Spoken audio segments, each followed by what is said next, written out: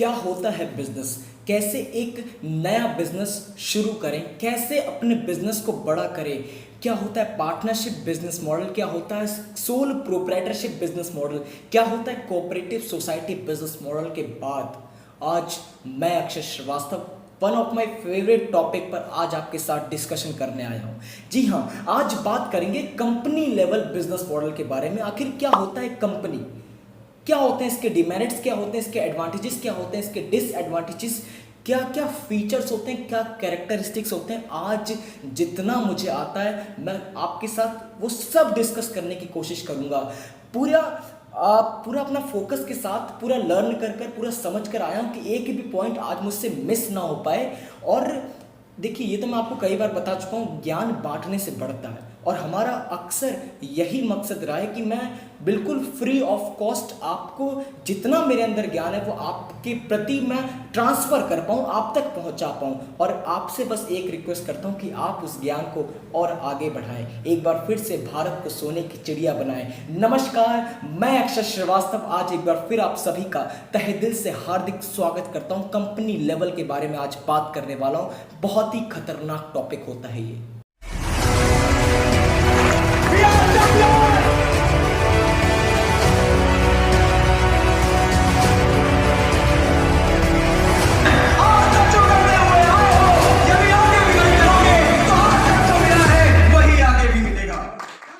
साथियों, आज सबसे पहले आपको समझना पड़ेगा कि कंपनी वर्ड का, इस पर्टिकुलर वर्ड का मतलब क्या होता है। बहुत ही कम शब्दों में, आसान शब्दों में आज आपके साथ डिस्कस करने की पूरी कोशिश करता हूं। कंपनी आखिर कहते किससे, ये कोई बहुत बड़ी बात नहीं होती है। कंपनी साथियों देखा जाए तो एक पर्सन होती है। पर्सन समझते हैं ना, आदमी। बट सबसे बड़ा फर्क क्या होता है, एक पर्सन एक नेचुरल पर्सन होता है जो भूख लगे तो खाना खा सकता है, सांस ले सकता है, चल सकता है, उठ सकता है, बैठ सकता है, खा पी सब कुछ कर सकता है। बट कंपनी क्या होता है, एक आर्टिफिशियल पर्सन होता है। ये वो सारे काम नहीं कर सकती जो एक नेचुरल पर्सन कर सकता है, मगर हाँ, एक नेचुरल पर्सन बिजनेस में जो जो कर सकता है वो एक कंपनी जरूर कर सकती है। For an example, company can borrow money, उधार ले सकती है, कंपनी उधार दे सकती है, कंपनी ट्रांजैक्शंस कर सकती है, कंपनी रिकॉर्ड्स कर सकती है, रिकॉर्ड्स बना सकती हैं, कंपनी के अपने खर्चे होते हैं, कंपनी के अपने एसेट्स होते हैं, कंपनी की अपनी लाइबिलिटीज होती हैं जो एक नेचुरल बिजनेस पर्सन के भी होते हैं। तो बहुत ज़्यादा बड़ी बात नहीं होती। कंपनी के पास खुद की लीगल सेपरेट एंटिटी होती है, कंपनी का आर्टिफिशियल पर्सन होती है, कंपनी के पास खुद का कॉमन सील होता है। जी हाँ, कॉमन सील आपको बता रहा हूँ। तो देखिए, यह तो थी कंपनी की बहुत ही आसान शब्दों में मीनिंग, मगर हमारा तो उसूल रहा है कि किसी भी चीज़ को अगर बहुत ही अच्छे से आपको समझना हो तो सबसे पहले, जी हाँ, मैं बात कर रहा हूँ उसके कैरेक्टरिस्टिक्स पर बात करना बहुत ज़रूरी होता है, उसके फीचर्स को जान लेना ही उचित होता है। तो फटाफट शुरू करते हैं। कंपनी के फीचर्स क्या होते हैं, कंपनी के कैरेक्टरिस्टिक्स क्या होते हैं। पहला फीचर मैं आपके साथ डिस्कस करना चाहता हूँ। कंपनी को एक आर्टिफिशियल पर्सन कहते हैं, ये उसका फीचर ही होता है, ये सिर्फ मीनिंग नहीं होता, ये फीचर है। कंपनी का आर्टिफिशियल पर्सन है। नॉर्मल पर्सन की तरह वो नेचुरल थिंग्स तो नहीं अपने साथ कर सकती, खा पी तो नहीं सकती, मगर हाँ, एक बिजनेस पर्सन की तरह कंपनी अपने आप को रन कर सकती है।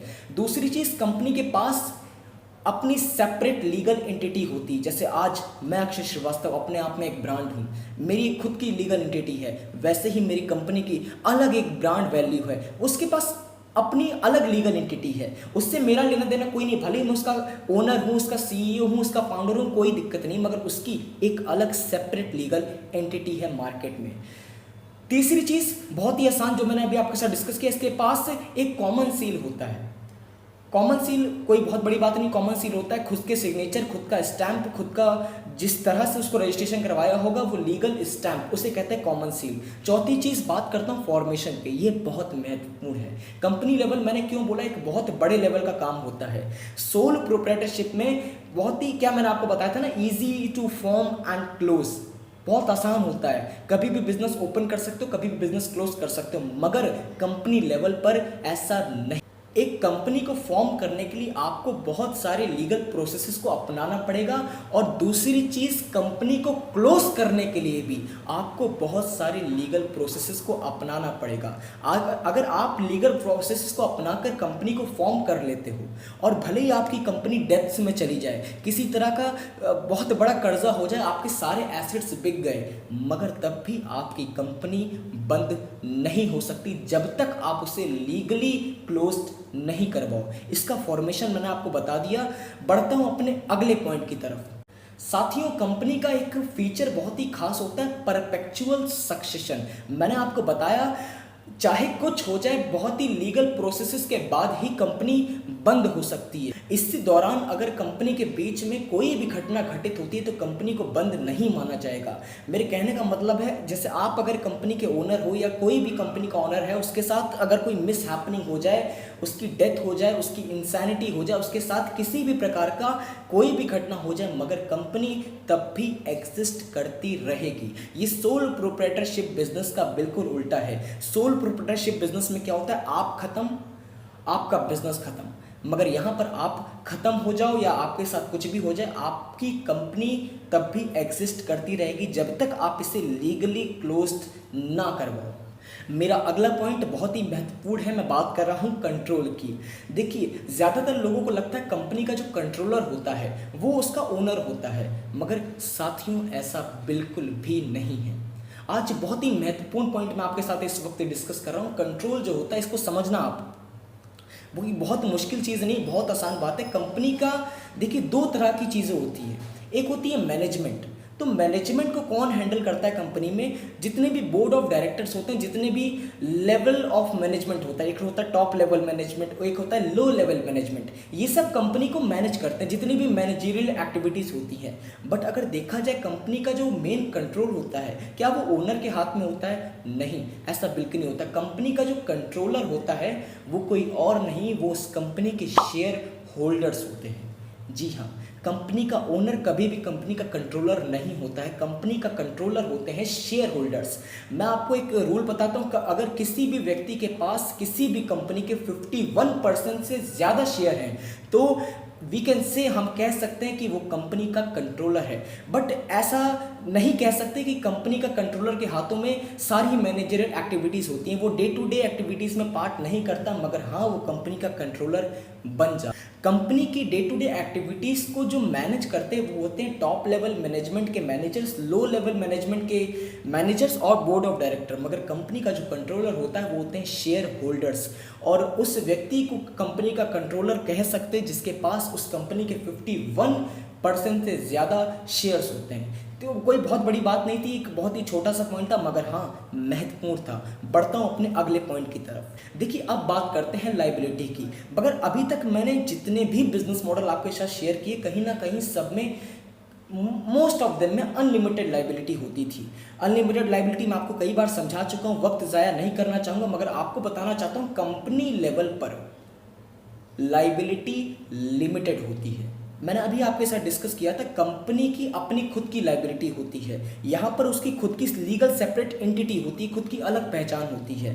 तो अगर कंपनी के पास किसी भी प्रकार का डेप्ट है तो वो कंपनी के एसेट से ही पूरा हो सकता है। यहाँ पर उसका जो ओनर है उसके पर्सनल एसेट पर किसी का भी हक नहीं होता। पर्सनल एसेट ओनर के पर्सनल एसेट्स होते हैं, कंपनी के एसेट्स यहाँ पर अलग होते हैं। कंपनी खुद के अपने आप में ही एक आर्टिफिशियल पर्सन होती है, इसके बिल्कुल अपने खुद की लाइबिलिटीज़ होती हैं, इसलिए यहाँ पर लाइबिलिटी को लिमिटेड लाइबिलिटी का दर्जा दिया गया है। बढ़ता हूँ अपने अगले पॉइंट की तरफ। साथियों, मेरा अगला पॉइंट यहाँ पर है रिस्क बियरिंग। देखिए, कंपनी लेवल पर भी रिस्क होता है और जहाँ तक मैं जानता हूँ बहुत बड़ा लेवल होता है, तो यहाँ पर रिस्क बहुत बड़ा होता है। मगर रिस्क किसके हाथों में होता है जानना चाहते हैं? कंपनी के कंट्रोलर के हाथों में। कंट्रोलर बोले तो मैंने अभी आपके साथ डिस्कस किया, यहाँ पर सबसे ज़्यादा जो रिस्क होता है वो शेयर होल्डर्स से बॉर्न होता है, पैदा होता है, क्योंकि शेयर होल्डर्स के पास ही कंपनी का कंट्रोल होता है। यहाँ पर एम्प्लॉयज़ से रिस्क का कोई भी लेना देना नहीं होता है, मैनेजर्स से कोई भी प्रकार का लेना देना नहीं होता। यहाँ का जो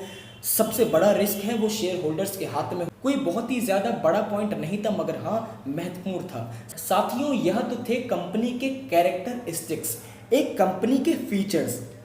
अभी तक आप समझ चुके कंपनी कहते किसे और कंपनी की कैरेक्टरिस्टिक्स किसे कहते हैं। अब बात करते हैं कंपनी के एडवांटेजेस की, इसके मेरिट्स की। क्या होते हैं एक कंपनी के एडवांटेजेस, फटाफट शुरू करते हैं। पहला पॉइंट मैंने आपके साथ ऑलरेडी डिस्कस कर लिया, यहाँ पर लिमिटेड लायबिलिटी होती है। यहाँ पर ओनर के पर्सनल एसेट से किसी का कुछ लेना देना नहीं होता, कंपनी के अपने खुद के एसेट्स होते हैं, उसी से कंपनी अपने डेब्ट्स को क्लियर करती है, तो यहाँ पर लिमिटेड लायबिलिटी होती है। बात करो अपने सेकंड पॉइंट की, तो यहाँ पर ट्रांसफर ऑफ इंटरेस्ट होता है। देखिए ये बहुत ही मज़ेदार पॉइंट है, इसको सुनिएगा ज़रूर। ट्रांसफर इंटरेस्ट मतलब कि यहाँ पर रुचि वाला इंटरेस्ट नहीं है, इसको ये बहुत ही आसान है, ज़्यादा मुश्किल नहीं है। देखिए कंपनी का जो कंट्रोल होता है, मैंने अभी आपके साथ डिस्कस किया, वो शेयर होल्डर्स के हाथ में होता है। बार बार रिपीट इसलिए कर रहा हूँ ताकि आपके मन में ये बात बैठ जाए। शेयर होल्डर्स के हाथ में होता है, जिसके पास 51% से ज़्यादा शेयर होते हैं वो कंपनी का कंट्रोलर, उसे हम कह सकते हैं। और होता क्या है, कंपनी की जिसके पास शेयर है तो वो शेयर तो बेच सकता है, आराम से किसी को भी सौंप सकता है। तो इसका मतलब है कि यहाँ पर ट्रांसफर ऑफ इंटरेस्ट होता है।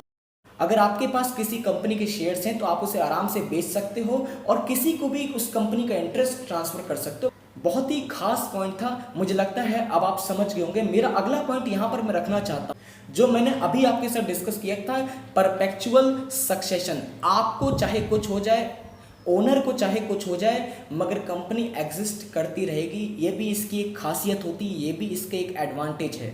बढ़ता हूँ अपने अगले पॉइंट की तरफ। देखिए यहाँ पर स्कोप फॉर एक्सपेंशन होता है। एक सोल प्रोप्राइटरशिप बिजनेस में आप एक्सपैंड नहीं कर सकते हो। एक्सपैंड करोगे तो वो बिजनेस बदल जाएगा एक नेक्स्ट लेवल बिजनेस पे, यानी कि पार्टनरशिप मॉडल में बदल जाएगा। पार्टनरशिप बिजनेस को एक्सपेंड करोगे तो वो एक नया रूप ले लेगा, एक कोऑपरेटिव सोसाइटी बन जाएगा, बिजनेस मॉडल ही चेंज हो जाएगा। तो यहाँ पर आप उसे एक्सपैंड नहीं कर सकते हो, मगर हाँ कंपनी लेवल पर आप पूरी तरीके से एक्सपैंड कर सकते हो। कंपनी का टर्नओवर बढ़ता है, यहाँ पर रिसोर्सेज बढ़ते हैं, यहाँ पर फंड्स बढ़ता है। जब आप एक्सपैंड करते हो कंपनी एक नेक्स्ट लेवल पर, इसके बाद कोई लेवल ही नहीं होता, फिर आपकी कंपनी ही एक नेक्स्ट लेवल कंपनी बन जाती है। यहाँ पर कोई और मॉडल आप अपना नहीं सकते हो। तो यहाँ पर एक्सपेंडेशन जो होता है, यहाँ पर स्कोप होता है एक्सपेंशन का। बहुत ही आसान पॉइंट था। बढ़ता हूँ अपने अगले पॉइंट पर। देखिए ये बहुत ही खास बात है क्योंकि यहाँ पर प्रोफेशनल मैनेजमेंट होता है। अभी तक जितने भी बिजनेस मॉडल्स हमने आपके साथ डिस्कस किए उसमें कहीं ना कहीं एक लिमिटेड मैनेजरियल एबिलिटी होती थी, वो डिसएडवांटेजेस होते थे। यहाँ पर एडवांटेज है कि यहाँ पर प्रोफेशनल मैनेजमेंट होता है, क्योंकि कंपनी के पास रिसोर्सेज होते हैं, कंपनी के पास फंड्स होते हैं, ताकि वो किसी पर्सनल मैनेजमेंट टास्क के लिए किसी प्रोफेशनल पर्सन को हायर कर सके।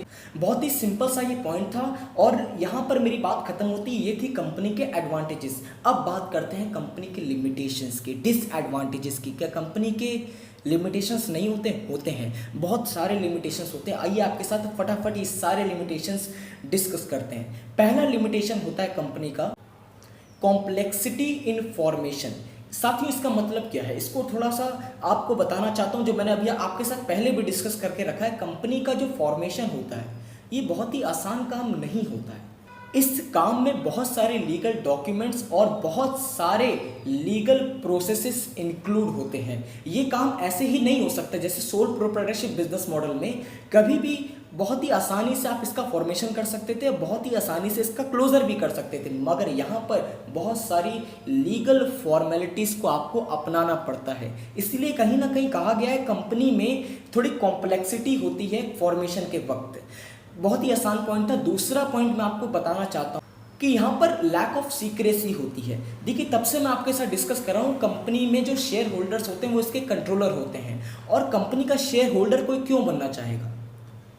शेयर होल्डर होता क्या? जो कंपनी के शेयर खरीद ले, और कंपनी का शेयर कोई व्यक्ति तभी खरीदेगा जब उसको आपकी कंपनी के बारे में पूरी सारी इंफॉर्मेशन हो, और सारी इंफॉर्मेशन अगर उसको हो गई तो कहीं ना कहीं आपकी कंपनी में लैक ऑफ सीक्रेसी होती है, यानी कि इंफॉर्मेशन ज़्यादा सीक्रेटली आप अपने तक नहीं रख पाते हो। आपको अपने शेयर होल्डर्स को, अपने एम्प्लॉयज़ को सारी इंफॉर्मेशन शेयर करनी पड़ती है। बढ़ता हूँ अपने अगले पॉइंट की तरफ। साथियों मेरा अगला पॉइंट यहाँ पर होता है इम्पर्सनल वर्क मैनेजमेंट। यहाँ पर मैं थोड़ा अपना उदाहरण देता हूँ। ये कैमरा उधर टर्न हो सकता है? नहीं, अच्छा स्टैंड लगा है, चलिए कोई दिक्कत नहीं है। साथियों मैं भी पूछ रहा था अपने कैमरे के पीछे जितने लोग हैं उनसे पूछ रहा था कि कैमरा टर्न हो सकता है, क्योंकि मैं आपको थोड़ा सा एनवायरनमेंट दिखाना चाहता हूँ यहाँ का। कंपनी को कहा जाता है यहाँ पर इम्पर्सनल एनवायरनमेंट होता है। क्यों? देखिए, एक एक होता है स्कूल, स्कूल में होती हैं क्लासेस, क्लासेस में क्या होता है, सेम एनवायरनमेंट होता है, सारे बच्चे एक ही बुक से स्टडी कर रहे होते हैं, एक ही चैप्टर पढ़ रहे होते हैं। मगर कंपनी में ऐसा नहीं होता है। यहाँ पर हर एम्प्लॉय के पास अपना अलग टास्क होता है। इस समय मैं कुछ और काम कर रहा हूँ, मेरी टीम कुछ और काम कर रही है, मेरा स्टाफ कोई अलग काम कर रहा है। यहाँ पर एक तरह का माहौल नहीं है, सब अलग अलग काम कर रहे हैं। तो यहाँ पर एक तरह से कह सकते हैं यहाँ पर इम्पर्सनल वर्क एनवायरनमेंट होता है। यहाँ पर कोई भी एक तरह से देखा जाए तो पर्सनल काम हम लोग नहीं कर रहे, पर्सनल कह सकते हैं कि एक जैसा काम हम लोग नहीं कर रहे हैं। यहाँ पर सबका अलग अलग काम है। बहुत ही इंटरेस्टिंग पॉइंट था ना, मज़ा आ गया मुझे आपके साथ डिस्कस करके। मगर ये क्या है, कंपनी की एक लिमिटेशन है, एक डिसएडवांटेज है कि यहाँ पर हम लोग एक तरह से काम नहीं कर सकते। जैसे क्लासेस में एक तरह के चैप्टर सारे बच्चे पढ़ते हैं ना, तो वो एनवायरनमेंट क्रिएट हो जाता है पूरा। मगर यहाँ पे वर्क का एनवायरनमेंट अलग अलग है। बढ़ता हूँ अपने दूसरे पॉइंट की तरफ, काफ़ी इंटरेस्टिंग पॉइंट। साथियों, सबसे महत्वपूर्ण लिमिटेशंस होती है कंपनी की कि यहाँ पर न्यूमेरस रेगुलेशंस होती है। न्यूमेरस, एक नंबर ऑफ रेगुलेशंस हमारे ऊपर आती हैं, हमारे ऊपर। कंपनी मॉडल पे तो हम लोग भी काम करते हैं। तो कहने का मतलब है यहाँ पर एक जो रेगुलेशंस होती है ना, रूल्स एंड रेगुलेशंस यहाँ पर बहुत ज़्यादा होती हैं। बहुत डिसिप्लिन में, बहुत ही मैनर्स एंड एडिकेट के साथ एक कंपनी का फॉर्मेशन होता है। इसको रन करना भी उतना ही मुश्किल होता है। जैसे सोल प्रोप्राइटरशिप होता है, बहुत आसान बिजनेस होता है। यहाँ पर सारे फैसले आपके हाथ में होते हैं, आप चाहो कुछ भी कर सकते हो। मगर कंपनी को एक रूल्स एंड रेगुलेशंस के तहत ही सारे फैसले लेने पड़ते हैं। एक नंबर ऑफ रेगुलेशंस हमारे ऊपर होते हैं जिसके आगे हम जा ही नहीं सकते, अपनी लिमिट के आगे जा ही नहीं सकते। हम खुद एक लिमिटेशन के अंदर बंधे हुए हैं। बढ़ता हूँ अपने अगले पॉइंट की तरफ, डिले इन डिसीजन मेकिंग। देखिए, कोऑपरेटिव सोसाइटी और या फिर कहें तो सोल प्रोप्राइटरशिप में होता क्या था, क्विक डिसीजन होता था, तुरंत फैसला लिया जाता, क्योंकि यहाँ पर नंबर ऑफ एम्प्लॉयज़ कम थे या फिर थे ही नहीं। एक अकेला प्रोप्राइटर बैठा था जो सारे डिसीजन खुद लेता था। मगर कंपनी में जो डिसीजंस होते हैं बहुत डिलेड होते हैं, ये बहुत ज़्यादा समय में लिए जाते हैं। ऐसा मैंने क्यों बोला, थोड़ा आपके साथ डिस्कस करता हूँ। देखिए, कंपनी के जो सारे फैसले होते हैं वो कौन लेता है, एक कंट्रोलर लेता है, शेयर होल्डर्स मैंने आपके साथ डिस्कस किया, कंपनी के ओनर्स उन मीटिंग में बैठते हैं, मैं खुद बैठता हूँ, हमारी कंपनी के टॉप लेवल मैनेजमेंट, लो लेवल मैनेजमेंट, बस इतने सारे लोग होते हैं कॉन्फ्रेंस रूम में जब भी कोई डिसीजन लेना होता है। और जब इतने सारे लोग होते हैं तो यहाँ पर हमें डेमोक्रेसी फॉलो करनी पड़ती है। सबके पॉइंट्स को हमें लेकर चलना पड़ता है, उसके हिसाब से हमें फैसला लेना पड़ता है। तो यहाँ पर जो डिसीजन है वो थोड़ा डिले हो जाता है। ये क्विक डिसीजन मेथड यहाँ पर नहीं अपना सकते। यहाँ पर सबके पॉइंट ऑफ व्यू से हमें सोच विचार कर कर कोई भी डिसीजन कंपनी में देना पड़ता है। बहुत ही आसान पॉइंट था, कोई ज़्यादा मुश्किल पॉइंट नहीं था, मगर हाँ, ये एक डिसएडवांटेज होता है कंपनी लेवल का। बढ़ता हूँ अपने अगले पॉइंट की तरफ। देखिए, मेरा सेकेंड लास्ट पॉइंट यहाँ पर है ऑलिगार्किक मैनेजमेंट। क्या होता है इसका मतलब? मैंने आपको अभी कह दिया कि हमारी कंपनी के डिसीजन मेकिंग में डेमोक्रेसी फॉलो होती है, मगर एक तरह से देखे जाए तो हमारी कंपनी में जितने एम्प्लॉयज़ हैं, जितने स्टाफ हैं, ये हमारी डिसीजन मेकिंग का पार्ट नहीं होते हैं। तो कहीं ना कहीं डिसीजन मेकिंग में डेमोक्रेसी फॉलो हो भी रही है और नहीं भी हो रही है। मगर इस पॉइंट का जो वास्तविक मतलब है, जितने लोग फैसले नहीं ले रहे हैं उनकी तो बात ही अलग है। कुछ कंपनी के टॉप चुनिंदा लोग हैं जो हमारे साथ मिलकर कॉन्फ्रेंस रूप में फैसले लेते हैं। अब कुछ लोग जब फैसले वो लोग एंजॉय करते हैं इस मेथड को, वो पूरी तरह से इंडिपेंडेंट हो जाते हैं कि कंपनी के सारे फैसले हमसे पूछ कर लिए जाते हैं। तो कहीं ना कहीं यहाँ पर मेरा अगला पॉइंट भी यहीं से शुरू हो सकती है। यहाँ पर कॉन्फ्लिक्ट इन इंटरेस्ट भी पैदा हो जाता है, क्योंकि कंपनी के एम्प्लॉयज़ फैसले नहीं लेते, कंपनी के top level management, board of directors, low level management मिल बैठकर फैसला लेते हैं।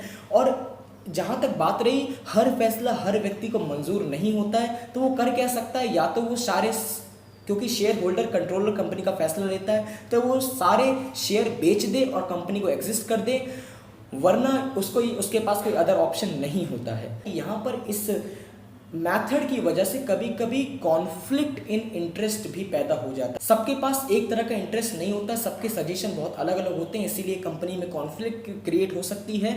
और इसके रिजल्ट क्या आता है, एक शेयर होल्डर सारे शेयर बेचकर कंपनी से एग्जिस्ट कर लेता है। साथियों, आज मैंने आपके साथ डिस्कस कर लिया कंपनी क्या होती है, कंपनी के मेरिट्स, कंपनी के डिमेरिट्स, कंपनी के एडवांटेजेस, कंपनी के डिसएडवांटेजेस। मैं देखिए, मैंने आपके साथ प्रण कर चुका हूँ आपके लिए कि आपको सफल बनाने की जिम्मेदारी मैंने अपने कंधों पर ले ली है। आज एक बहुत ही इंटरेस्टिंग टॉपिक मैं आपके साथ शेयर कर चुका हूँ। मुझे लगता है अब आप पूरी तरह से समझ गए होंगे कंपनी लेवल का वर्क कहते किसे हैं, कंपनी कहते किसे हैं, इसके फॉर्मेशन के बारे में आप सारी जानकारी ले चुके हैं। बस आपसे एक रिक्वेस्ट करता हूँ, ये वीडियो तो आपके लिए फ्री ऑफ कॉस्ट थी, इसको देखने का एक भी चार्ज मैंने आपसे नहीं लिया, मगर हाँ आपसे रिक्वेस्ट करता हूँ कि इस वीडियो को सिर्फ अपने तक मत रखिएगा। जो भी ना समझ में आए आप कमेंट बॉक्स में उसे लिखकर बता सकते हो, मैं उसे पिन कर दूंगा। आपके लिए नेक्स्ट वीडियो में उसको पूरी तरीके से समझाने का पूरा प्रयत्न करूंगा। आपको क्या करना है, वीडियो पसंद आया हो तो लाइक करना मत भूलिएगा, चैनल पर नए हैं तो सब्सक्राइब करना मत भूलिएगा, बिना शेयर किए मत जाइएगा। एक सांस में कह रहा हूँ, हृदय की गहराइयों से प्रेम पूर्वक बहुत बहुत धन्यवाद।